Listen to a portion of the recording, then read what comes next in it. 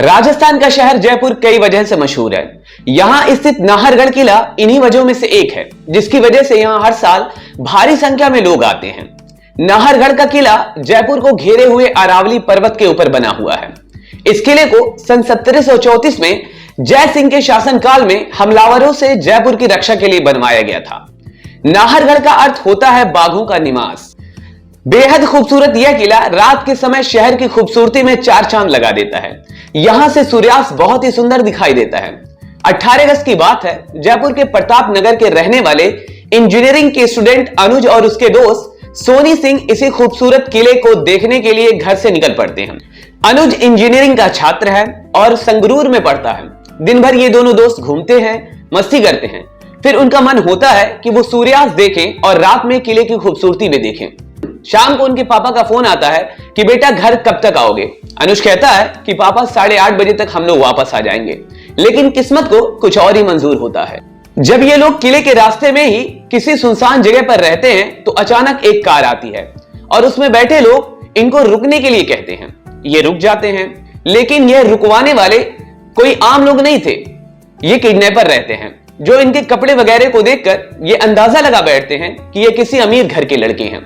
पहले तो ये लोग उनको जबरदस्ती कोई नशीला पदार्थ पिलाने की कोशिश करते हैं, लेकिन जब ये लोग पीने से इनकार कर देते हैं तो फिर इनको मार पीट कर बेहाल कर देते हैं। सोनी सिंह के हाथ पैर में कपड़ा बांधकर वहीं झाड़ियों में फेंक देते हैं, जबकि अनुज के मुंह पर कपड़ा बांधकर कार की डिग्गी में फेंक देते हैं ताकि वह चिल्ला न सके। सोनी सिंह कुछ देर बाद जब किसी तरीके से झाड़ियों से निकलता है तो वह घर पर फोन करके सारी बात बताता है। यह सुनकर घर वालों के होश उड़ जाते हैं और वह तुरंत पुलिस को इन्फॉर्म करते हैं। पुलिस वहां पर आती है। डॉग स्क्वाड और ड्रोन की मदद से आसपास के एरिया को देखा जाता है, लेकिन वहां कुछ नहीं मिलता। 2 दिन बीत जाते हैं। 20 अगस्त को अनुज के फोन से उसके पापा के पास फोन आता है, लेकिन आवाज अनुज की नहीं रहती। उधर से कोई बदमाश उनको बतलाता है कि तुम्हारे बेटे का अपहरण हो गया है और उनसे लड़के के बदले 20 लाख रुपए की फिरौती मांगता है। अनुज के पापा को कुछ समझ नहीं आता कि वह अपनी स्थिति बदमाश को समझाते हैं कि वह तो एक ऑटो ड्राइवर है, इतने रुपए का इंतजाम वो कहां से कर पाएंगे। खैर, फोन कट जाता है। अनुज के पापा सीधा पुलिस के पास जाते हैं। वहां पर उनको सारी बात बताते हैं। पुलिस जब कॉल की लोकेशन ट्रेस करती है, वो कॉल की लोकेशन यूपी के मथुरा का निकलता है। फिर अगले दिन फोन आता है, लेकिन इस बार लोकेशन देहरादून की रहती है। फिर तीसरे दिन भी फोन आता है और इस बार लोकेशन पंचकूला रहती है। इस बार बदमाशों ने कड़ी धमकी देकर उनसे कहते हैं कि तुम पैसा लेकर चंडीगढ़ आओ। पुलिस फिरौती की रकम जुटाती है और एक कांस्टेबल कृष्णपाल को अनुज की मां, जिनका नाम ममता है, उनका धर्म भाई बनाकर चंडीगढ़ भेज देती है। पैसे लेकर जब अनुज की मां चंडीगढ़ पहुंचती है तो बदमाश उसको शहर से 20 किलोमीटर दूर एक काली मंदिर में काफी देर तक बैठाए रखते हैं। फिर बदमाशों का 12:30 बजे एक कॉल आता है और कहते हैं कि तुमको सुबह शिमला के लिए टॉय ट्रेन के आखिरी डिब्बे में बैठना है। पुलिस सारी कॉल सुनती है और अपनी तैयारी शुरू कर देती है। पुलिस अगले 3 स्टेशन पर अपने जवान तैनात करती है। टॉय ट्रेन के पैरेलल घाटी में 3 गाड़ियां पेट्रोलिंग के लिए लगाई जाती हैं। पुलिस किसी प्रकार से चूकना नहीं चाहती है। लड़के के मां के पास फिर फोन आता है कि तुमको धर्मपुर स्टेशन पर बैग फेंकना है।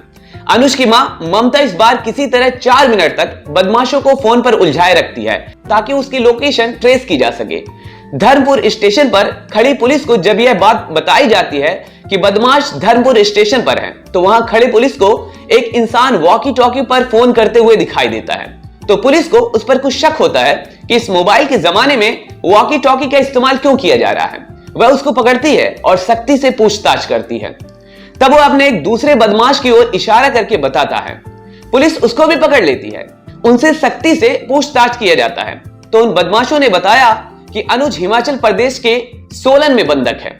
इसके बाद पुलिस टीम सोलन पहुंचती है और वहां उसे लोकेशन पर पहुंचती है जहां अनुज को बंधक बनाकर रखा गया था।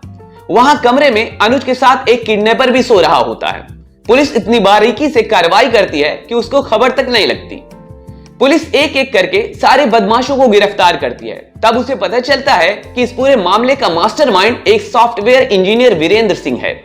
पुलिस जब उससे पूछताछ करती है कि तुम एक इंजीनियर होकर ऐसा काम क्यों करते हो, वीरेंद्र सिंह बताता है कि उसकी एक तेल की फैक्ट्री थी यूपी में, जिसमें बहुत बड़ा घाटा हो गया था।